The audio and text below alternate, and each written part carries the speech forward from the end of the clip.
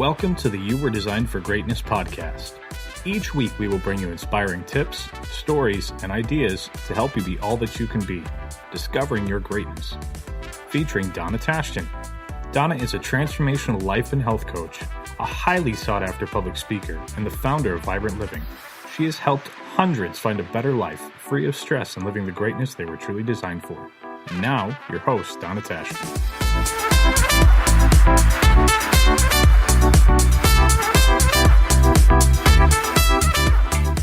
Hello, it is Donna with You Were Designed for Greatness, podcast number 57. Each week, usually, I am interviewing some amazing women, and this week I really felt like I wanted to share with you some of my story and some tips and strategies that I have learned on things that don't work. We always get 100% on what doesn't work and some things that work instead. So this is coming to you around 10 days before Christmas. This has been an incredible, unusual year. And we are getting close to bringing in the new year. And I hope that you are taking some time to make memories with your family during this wonderful Christmas season.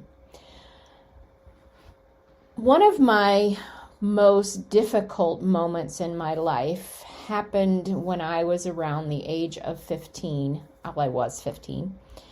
And I remember on a really hot July day, I was standing in my bathroom looking at myself in the mirror at my parents' house, and I had tears streaming down my face, counting the months that I had missed a period. 4 months prior to this, a family member had hurt me, and I hadn't told anybody, and I found myself pregnant. I grew up in a religious home, so to tell my parents was a major fear, and trying to walk through the next months and years were there's just no words to describe how hard and painful it really was. If you've experienced it, you have an idea. The judgment, the shame, all of those things that were going on, the overwhelm, the I'm not going to be good enough. And I learned some things not to do, and I'm going to begin to share some of the things I did and that didn't work and what worked instead, as I have learned how to process a painful past. One of the things that I do at Vibrant Living as a life mastery coach is helping women overcome, rise above painful past and childhood. And I've learned it with over 20 years of study, research, and my own experience of overcoming. So one of the things that we begin to do is I need to prove myself, and I need to prove everybody wrong. And one of the things that I did to do that is I pretty much said yes to everything. If anybody asked me to do anything, I said yes. I was trying to prove that I had worth, that I had meaning, that I was valuable. And we want to be loved and accepted. We want to matter. And it causes us to be exhausted, overwhelmed, at times emotional. Our relationships take a hit, and there's no real clear vision because everybody else runs my agenda. So what I learned is begin to honor myself by recognizing what was important to me. And when I say yes, it means I'm also saying no to something else. By understanding my value and what I value and the wonderful uniqueness that each and every one of us bring to the world, because you were designed for greatness. What I mean by saying yes to something, you're saying no to something. I'll use the example of when my son was in soccer. One year, he hit every time his team went to an away game, I drove them. And it was so much fun and making memories. I wouldn't change anything of it. But what I did to myself is I was not happy with myself because I wasn't able to keep the house as clean as I had before. I was doing these extra activities. I wasn't able to make as many home-cooked meals. My laundry got behind, etc. I didn't realize when we say yes to something, we're also saying no to something. So notice what's really important to you and value that. One of the other things that I did is I felt like it was my responsibility for people around me, for me to keep them happy. So if somebody was feeling bad or something was going wrong, I wanted to fix it. And it didn't work. We can't keep everybody happy. And we sometimes feeling like I couldn't say really what I felt or what I thought or what was going on because I needed to keep everyone happy. So I just needed to suck it up, get a grip, and be okay. This also causes some problems with our relationships because we're not being real. We can feel, have you ever been in a crowd and felt all alone? Like you're the only one there, and we're not authentic in those situations, and we're not real, and we're always afraid of saying the wrong thing or looking stupid.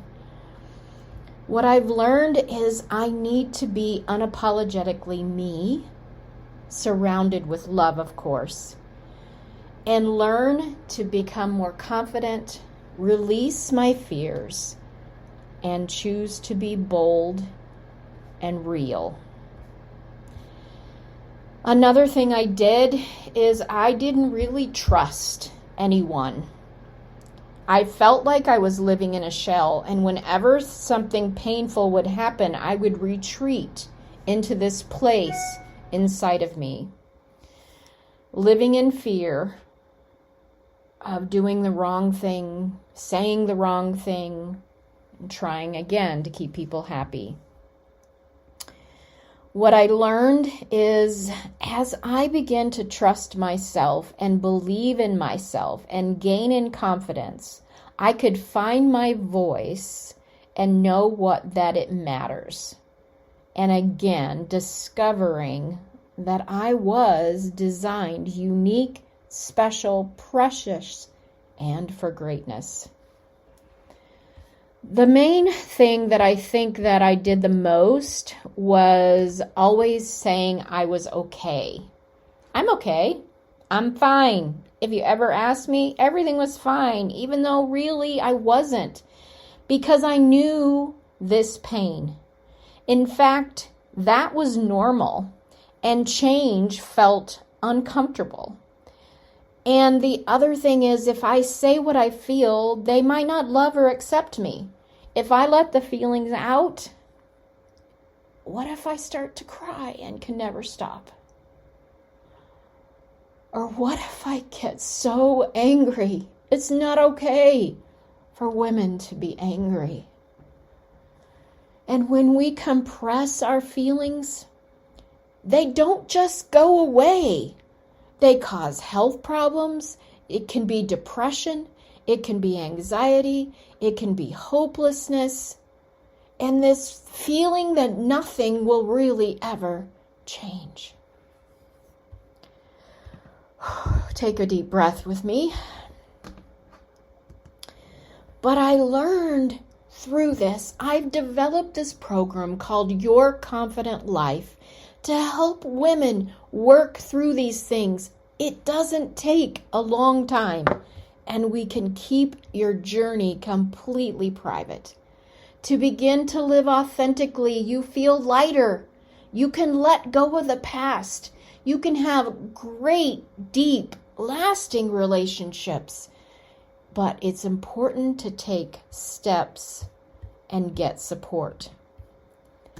It reminds me of a story, and if you've heard it before, you can laugh with me again. I was taking a walk in a new neighborhood, and I passed a home that had an elderly couple sitting on the porch. And the woman was crocheting, the guy had his newspaper, and there was a dog sitting in between them. Now, I like dogs, so I always tend to notice the dogs. But this dog was unusual because he was moaning, like that howl, like they're hurting. And I noticed it, but I just kept walking. And on my way home, I passed the house again. And I noticed the dog was still doing that. So I stopped and said to the couple, "Hey, what's going on with your dog? Is he okay?" And the elderly woman said, "Yeah, he's okay." And I'm like, "Well, why is he crying? Why is he moaning?" She said, "Oh, he's laying on a nail." I'm like, "Well, why is he laying on a nail?" And she said, "It hurts enough to complain, but not enough to get up and move." So as you perhaps chuckle about that, my question for you today is, what is your nail? What is it that inside we complain about? Or maybe to a few choice people, but we never really take action to make anything better. Let's recap the beliefs that I talked about today. It's instead of being a yes person, we learn to honor ourselves and what is important to us, not everyone else's opinion. The feeling like if you really knew me, you wouldn't love me is beginning to learn deep in our hearts that we were designed for a purpose. Feeling like it's not safe to trust. The first person we begin to need to trust is us. And then I'm okay. The I'm okay Band-Aids. We do all kinds of things. We do yoga. We watch movies and Netflix binging with food. Whatever. We do all kinds of things to Band-Aid the situation. So I want to encourage you today to take action. And the action step I have for you is I've created a quiz. We've all had painful things happen in our past to different levels for each of us, but pain is still pain. So I have created a quiz for you to determine if your painful past, things that have happened, memories you have, still influence you today. Are they still causing you to make choices by what happened in the past, not just what's happening in the present? I'm going to put the link below this podcast so that you can take this. It only has 7 questions. It's not hard, and it's multiple choice. Take the quiz and see where you are on the map, and then begin to take action to move forward. I hope you have a Merry Christmas and that this resonates with you, or share it with someone you love. And I will talk to you probably in the new year. And until next time, as always, my prayer for you is that you will live and love vibrantly.